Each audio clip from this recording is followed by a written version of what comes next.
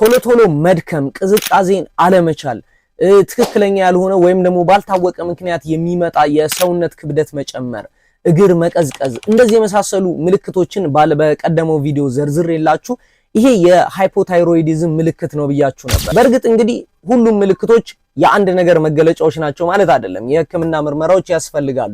ነገር ግን እነዚህን ነገሮች ለማስተካከልና ለማከም ግን የሚጠቅሟችሁን ወሳኝ ነገሮች ግን ለመዘርዘር ልሞክር። እንግዲህ ሃይፖታይሮይዲዝም የምንለው ምንድነው? በሰውነታችን ውስጥ ደካማ የሆነ የታይሮይድ ሆርሞን ምርት ሲኖር ወይም ደግሞ አጠቃላይ የታይሮይድ እጢ እንግዲህ በሚፈለገው ሁኔታ እንቅስቃሴ ማድረግ ወይም ደግሞ ተግባሩን መወጣት ሲያቅተው የሚፈጠር ኮንዲሽን ነው። እንዴት በቀላሉ በቤታችን ትሪት ልናደርገው እንችላለን? መጀመሪያው እንግዲህ ኒውትሪሽናል አድጀስትመንት ወይም ደግሞ የአመጋገብ ሁኔታችሁን ማስተካከል ያስፈልጋል። ይሄ ማለት በተሻለ ሁኔታ የአዮዲን ይዘት ያላቸውን ምርቶች መጠቀም። ምክንያቱም ይሄንን ታይሮይድ እጢ ወይም ታይሮይድ ግላንድ የምንለው እንዲነቃቃና ወደ ስራው እንዲገባ ያደርገዋል። ስለዚህ የመጀመሪያው ነገር እንግዲህ አዮዲን ያላቸውን ምርቶች መመገብ ነው። የአሳ እንቁላል ስትጠቀሙ የተሻለ አዮዲንን ወደ ሰውነታችሁ ማምጣት ስለምትችሉ እነዚህ ላይ ፎከስ ማድረግ ያስፈልጋል። ሁለተኛው ዚንክ ነው።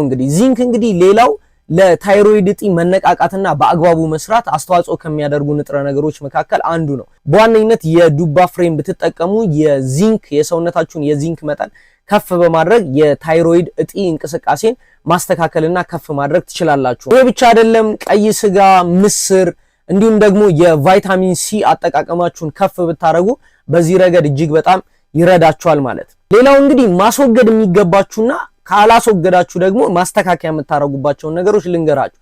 ጎይትሮጂን የምንላቸውን ንጥረ ነገር ይዘት ያላቸውን ምግቦች መጠንቀቅ ያስፈልጋል። ጎይትሮጂን የምንላቸው በቀጥታ ምንድነው? በሰውነታችን ውስጥ ያለውን የአዮዲን አጠቃቀም ሊገድቡ ወይም ሊያበላሹብን የሚችሉ አብዞርቬሽንን ሊቀንሱ የሚችሉ ምግቦች ናቸው። እነዚህን ማስወገድ ያስፈልጋል። እነዚህ እንግዲህ ምንድናቸው ካላችሁ ጎመን፣ ብሮኮሊ፣ ጥቅል ጎመን ከዚህ በተጨማሪ እንደ ሶይ ፕሮዳክቶች ወይም የአኩሪ አተር ይዘት ያላቸው ጎይትሮጂን ኔቸር ስላላቸው ወይም በሰውነታችን ውስጥ ያለውን አዮዲን እንዳንጠቀምበት ስለሚያደርጉ እነዚህ ላይ ጥንቃቄ ማድረግ እጅግ በጣም አስፈላጊ ነው ማለት ነው።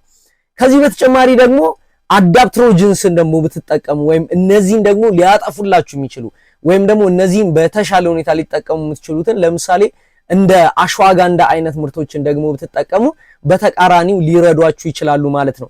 እንግዲህ ከዚህ በላይ እጅግ በጣም ብዙ ማብራሪያና እጅግ በጣም ማስተካከል የሚገባችሁ ማስወገድ የሚገባችሁ ነገሮች አሉ። ቪዲዮአችን እንዳይረዝም እዚህ ጋር እንክታው። ዩቲዩብ ላይ ግን ስትሄዱ በተሻለ መንገድ ዘርዝሬ የማቀርብላችሁ ይሆናል ማለት ነው። ለማንኛውም እስካሁን ድረስ ከቆያችሁ ይሄ ቪዲዮ